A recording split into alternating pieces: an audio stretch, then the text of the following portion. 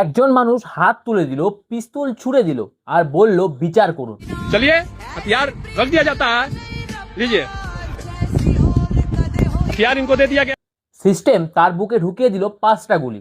এটা একটা এনকাউন্টার না, এটা একটা পরিকল্পিত হত্যা। আর সত্যিটা মুখের উপরেই বলবো। ভরত ভূষণ তিওয়ারি বিএসসি পাস, 28 বছরের জীবনে একটাও এফআইআর নেই, একটা দাগও নেই। सबसे बड़ा समस्या यहाँ पे ये है, जिस समाज के लिए कार्य किया जा रहा है, सरकार हमारे बिहार सरकार जो ये कार्य कर रही है। বন্যায় ডুবে যাওয়া গ্রামের জন্য দরজায় দরজায় ঘুরেছেন, ভিডিও আছে, প্রমাণ আছে, আর পুলিশ তাকে বলল পাগল। কিন্তু সেই পাগলের লাশের জন্য হাজার হাজার মানুষ কাঁদলো কেন? পাগলের জন্য কি এত মানুষ রাস্তায় নামে? এটা একটু ভাবুন।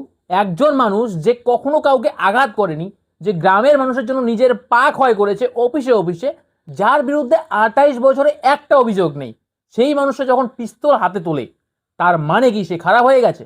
না, তার মানে সিস্টেম তাকে এতটাই ভেঙে দিয়েছে, এতটাই তিক্ত করে দিয়েছে, এতবার দরজা বন্ধ করে দিয়েছে মুখের সামনে, যে একজন সৎ মানুষের কাছে আর কোনো রাস্তা অবশিষ্ট ছিল না।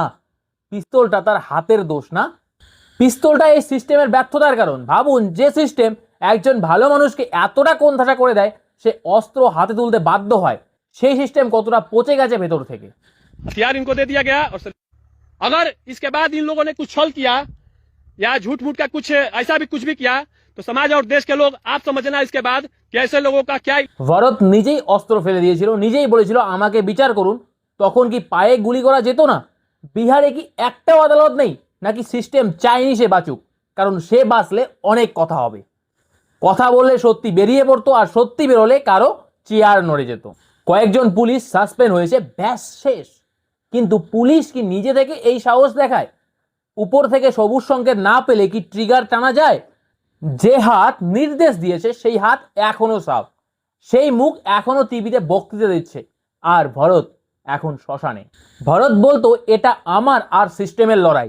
जंग है, पूरे देश में बदलाव इससे आने वाला है। আজকে স্বাধীন ভারতে সেই লড়াইয়ের জবাব দেওয়া হলো 5টা গুলি দিয়ে। একজন ভালো মানুষকে এতটা তিক্ত বানিয়ে দিল, তারপর সেই তিক্ততার জন্যই তাকে মেরে ফেললো। এটাই সিস্টেমের সবচেয়ে বড় অপরাধ। জেগে উঠুন, প্রশ্ন করুন। চুপ থাকলে পরের শিকার আপনিও হতে পারেন।